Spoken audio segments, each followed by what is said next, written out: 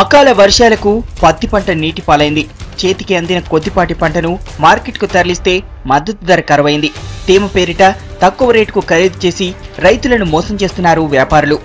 Asia ఖండంలో రెండో అతిపెద్ద మార్కెట్ వరంగల్ వ్యవసాయ మార్కెట్ కమిటీ. ఇక్కడికి వరంగల్తో పాటు ఖమ్మం, కరీంనగర్ జిల్లాలకు చెందిన రైతులు రోజు 20 నుంచి 40 వేల పత్తి బస్తాలు తీసుకొస్తారు.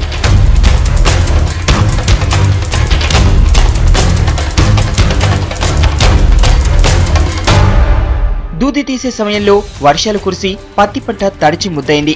మొలకలు రావడంతో రైతులు తల్లడిల్లిపోయారు.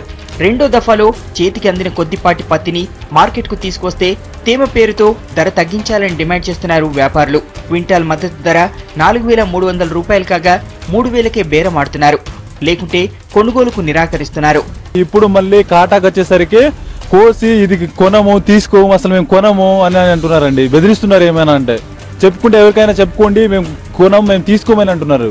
వ్యాపారుల దోపిడీపై రైతులు అధికారులకు ఫిర్యాదు చేస్తే పట్టించుకునే నాదుడు కరువయ్యాడు. దీంతో రైతులు కుమిలిపోతున్నారు. పత్తి బస్తాలపై కునుకు తీస్తూ పస్తులుంటున్నారు.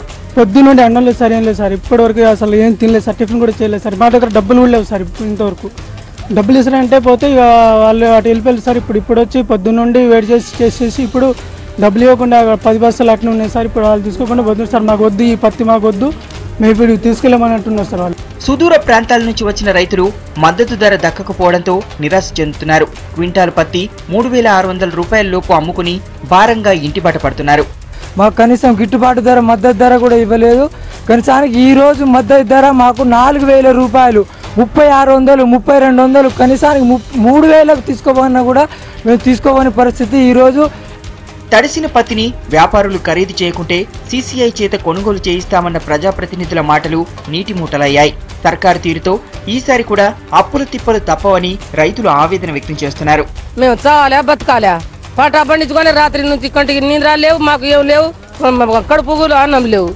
ఏం చేయాలి మేము? మాకు అన్నం చేసి ఇదిగో ఇప్పుడు బండి చేసుకొని వెళ్ళిపోయినారు. ఎవరి దగ్గర జాలు వేసుకొని పోయినారు. అది 10 బస్తాలు అట్టేనే ఉంది. మరి మేము ఎట్లా బతకాలే?